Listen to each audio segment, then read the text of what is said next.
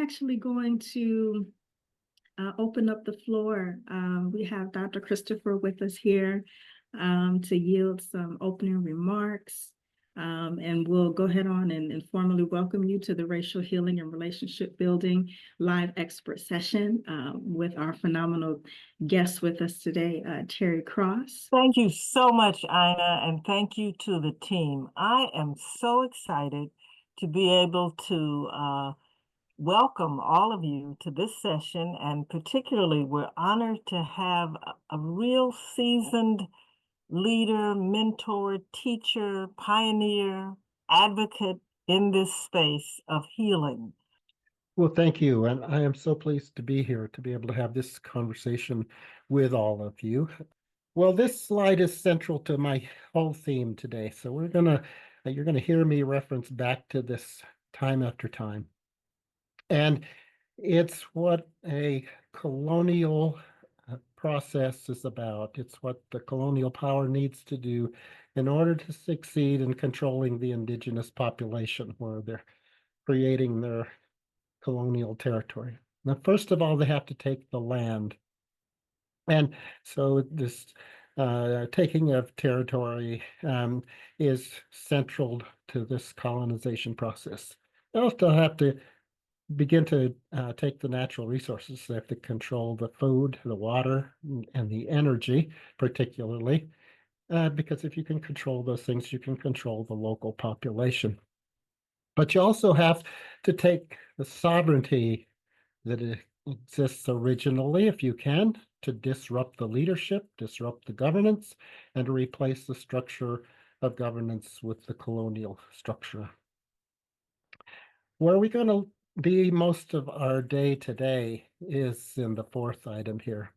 You have to take away the legitimacy of thought, worldview, language, spirituality, healing, education, culture, and you declare that the indigenous practices, the indigenous ways of knowing worldview are primitive, and that the colonial view, the colonial ways are superior. Now, finally, and this is where I've dedicated my career, in order for this to succeed, you have to take the children. And because by taking the children and disrupting the family structure, it's very difficult for the indigenous population to bounce back, to survive. So the National Indian Child Welfare Association is dedicated to getting our own sovereignty, sovereign control over our own child welfare systems. So what about this idea of taking away the legitimacy of thought? Let's visit worldview. Well, people say, what is worldview?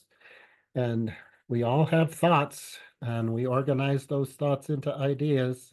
We organize those ideas into concepts, and we organize concepts into constructs. We organize constructs into paradigms, and they all inform worldview. So anybody ever says to you, hey, what's the big idea? You say, worldview. There are two predominant worldviews across the globe. The Western American European worldview is linear. It is a worldview that's highly dependent on time, highly dependent on cause and effect relationships. And of course, the cause has to come before the effect. And you're going to hear my background as a social worker creep into this presentation because it's my lens that you're seeing through today. And so as I learned about the practice of social work, I learned to take a social history, and I learned the more I could understand the cause, the more I could understand the problem, and I could come up with a new plan and affect a new outcome. The theory of change is fairly simple.